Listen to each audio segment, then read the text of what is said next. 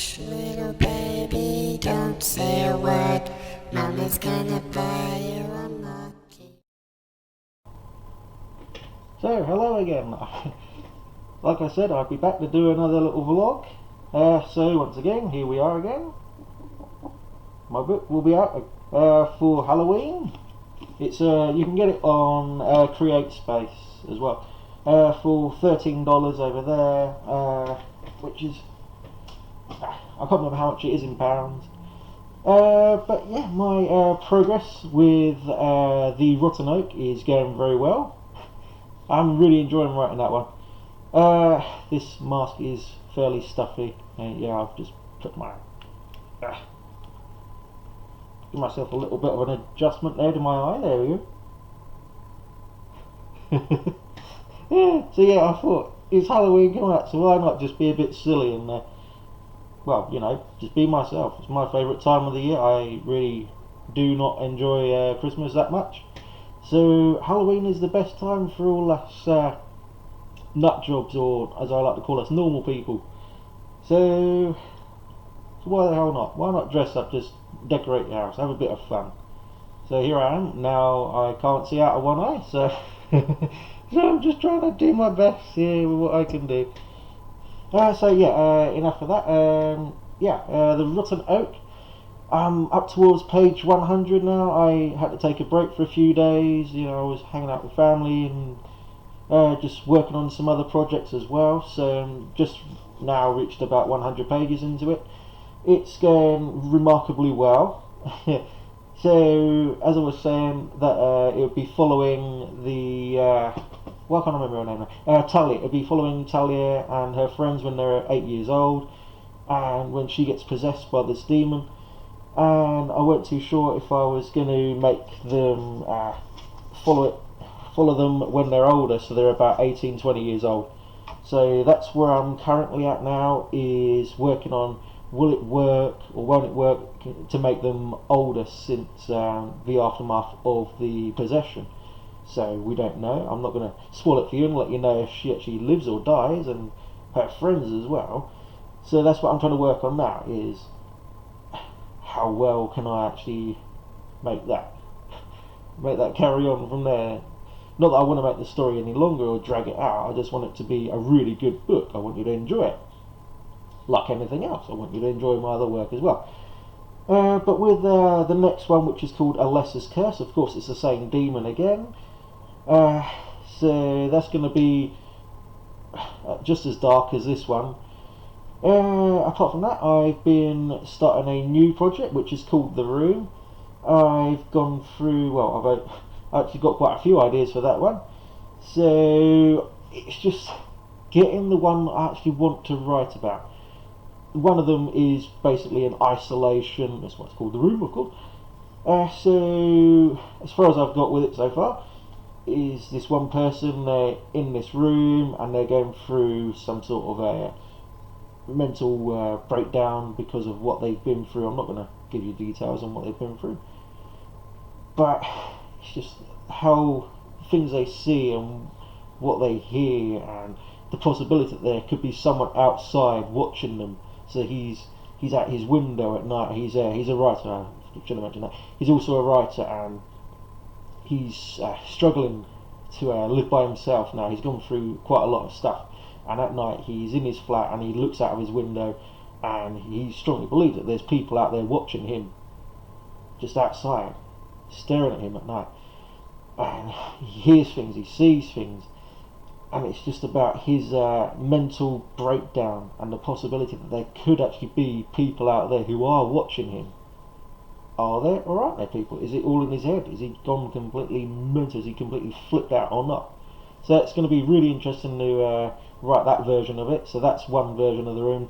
The other one is a actual group of people who are each in their own individual room, and each one has a key to the other person's room, and it's just about their escape basically from this apartment block that they're stuck in. And there's also going to be, the killer is going to be possibly one of the people who's actually stuck in one of the rooms, or maybe the killer is watching them. So it's sort of like you'll probably say it's going to be a bit like Saw in a way, where the man was he was just laying there on the floor watching everything play out.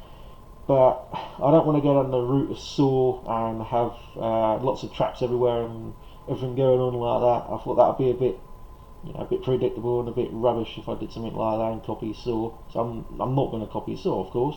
It's not my intention to do anything like that. But I wanted to do something quite unusual, which is something that I really enjoy doing, is unusual work. So hopefully I can decide on which version to go for, because I've got another version as well. I'm not going to go through all of them. But those are just the two that I'll mention for now, with the room. Yes, my eye fell out. So I'm also working on a bunch of short stories, proper short stories, instead of the ones that I've been working on. So I don't know how many I'm going to do for that, since I always have new ideas constantly, pretty much every day. It's just, I've got an idea for this, I'll write something about that, and then I end up going back to my old projects that I'm still working on, as you know about, and then I just go back to the short stories. So I'm not sure how many of them I want to do, because it's constant idea after idea after idea. So I've written quite a few of them already. So that'll be another book to come out. I don't know when that'll be. Well, probably be for next year at some point, possibly about Easter time. You'll get another new book from me. But apart from that, the From the Shadows series, that should be finished by middle of next year. I'm hoping to have it finished by then. Fingers crossed, it will be done. And then you've got, what we got here? I've got so many to go through. We've got A Killer Lover, of course. That's the one about the man that likes to strangle women for his own, he gets off on strangling women. I won't go into too much detail on that. It's on my blog. You can read a little bit about that. What else do we have here? We've got, of course, you all know about the Letourneau. You've got the Sackman. You've got the to go in the order of From the Shadows, you've got Sacrificing the Lamb, which is actually the final story, and The Order of Blood. The Order of Blood is also the name of the cult that's also mentioned in the Letourneau, and obviously going to be some of the others that it's mentioning. The Order of Blood is obviously, as I just mentioned, it's a cult who've been around for a long time. They're Satanists. Back in the old days when I had it set, and it's in 1810, and it was mentioned before that in the Letourneau. They're like groups of cutthroat and Satanists, and you've also got priests in there, priests of the satanic cult as well. So I'm probably going to put in a little bit about the actual order itself, go back a little bit into some of its history, but with the actual story itself, it's mainly going to be based following around one of the characters. I'm not going to spoil it, but it's going to be following one of the characters from either Alessa's Curse or the Sackman. So I'm not going to spoil it until it's already been finished, those ones, because I'll be releasing them individually, so that way you won't have to wait for the entire book to come out, and you can still enjoy them, and you'll also get your hands on the paperback, which will possibly have additional short stories or an additional full-on story to go with it, as well as another edition of Making the Madness, which I'll put at the end of the story as well. So that'll be more for you to enjoy. I've also been working on a bit of my sci-fi one, which is called Snortle as well. So I weren't too sure if I would go completely down the route that I've been going. Yeah, of course I've started a bit of a rewrite, and some of the ideas I've also written down some new ones for it. So if I didn't mention already, the story was originally about alien parasites that grow to absolute gargantuan sizes. We're talking over 50 feet, 100 foot long these creatures are, and they live under the ground, of course. And the whole reason that they were taken off their own planet is because the whole planet was destroyed, because they're parasites. And of course they travelled all the way through the galaxy and ended up landing on Earth back when the dinosaurs were around. And of course they're part of the reason why some of the dinosaurs died out as well. And they just burrow themselves down under the as far down as they can into the earth, and they just lie there dormant until one day they just they awaken, and of course some of the earthquakes that we've been getting as well is also down to them because of their massive size and the fact that they also eat the earth as well. That's what they survive on, the rocks. They survive on anything and everything. They'll be able to eat it because they're massive creatures. So that was idea number one I had for that one. So I've been writing that. I'm quite far into that one. Idea number two is that an alien race. So if you got any, if you ever you want to leave a comment below and tell me which idea you think is the best one, I'll end up writing them both anyway, and we'll push for whichever one I guess sounds the best. So that was the first idea. The second idea was of course, the aliens themselves. The alien race came down to Earth and they just want to wipe us all out. So they introduce these parasites onto our planet, and it's just about their, well, basically them trying to wipe us all out of the planet of the Earth, off this planet.